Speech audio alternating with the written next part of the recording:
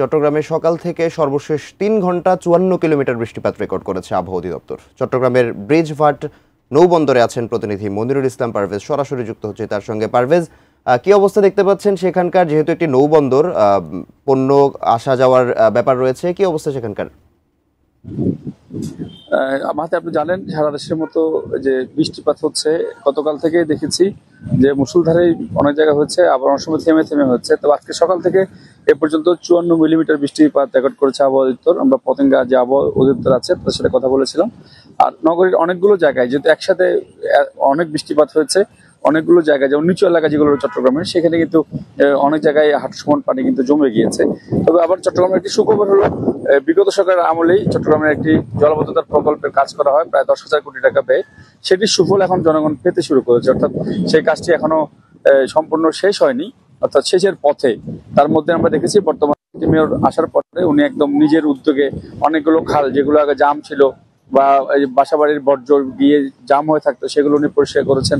এরকম চট্টগ্রামে ৫৪টি খাল রয়েছে, সেই খালগুলো উনি পর্যায়ক্রমে কাজ করার ফলে এবার নগরবাসীর উপকার হচ্ছে, যে জলবদ্ধতা হচ্ছে না। অর্থাৎ যখনই পানিগুলো জমে যাচ্ছে, যাওয়ার সময় যতটুকু সময় থাকে সেই সময়ের মধ্যে হয়তো কোথাও ১-১.৫ ঘন্টা থাকে, বা অনেক সময় যদি যখন জোয়ার হয়।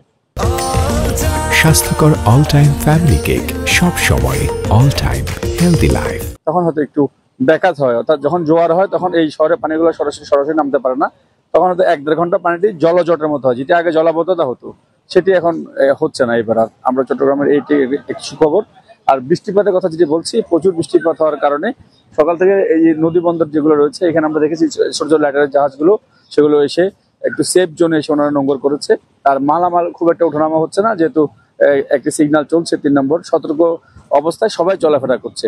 তো আপাতত আমরা চট্টগ্রাম বন্দরের সাথে বলেছি, সেখানেও ওঠানামা হচ্ছে। তবে এই যে ঈদের একটি ছুটির কারণে সেখানে একটু কন্টেইনার জটের মতো অবস্থা রয়েছে, আর নাহলে সবকিছু মোটামুটি স্বাভাবিকভাবেই চলছে। তার বৃষ্টিপাতের কথা যেটি বলছিলাম, নিচু এলাকা যেগুলো রয়েছে সেখানে একটু করে সামান্য ১ ঘন্টা পানি থাকছে। আপাতত চট্টগ্রামের এই পরিস্থিতি রয়েছে। মাহাতি।